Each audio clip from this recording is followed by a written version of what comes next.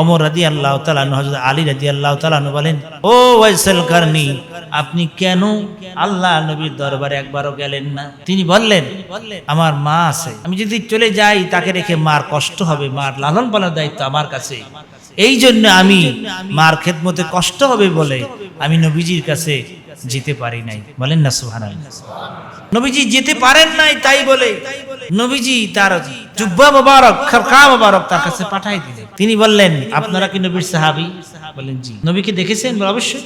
আমি শুনেছি আল্লাহ নবী নাকি উহুদের ময়দানে যুদ্ধে গিয়েছিলেন, আর পাথর বেড়ে নবীজি দান্দার মোবারক শহীদ করেছে। বলে জি। আপনাদের মুখে দাঁত কেন? যখন আমি শুনলাম নবীজিকে পাথর মারা হয়েছে, দান্দার মোবারক শহীদ হয়ে গেছে, শুনে শুনে আমার প্রত্যেকটা দাঁত পাথর দিয়ে টাকিয়ে পাথর দিয়ে আঘাত করে, আবার প্রত্যেকটা দাঁত সব খুলে আমি ফেলে দিয়েছি। কত নবীকে ভালোবাসতেন, কত মহব্বত করতেন।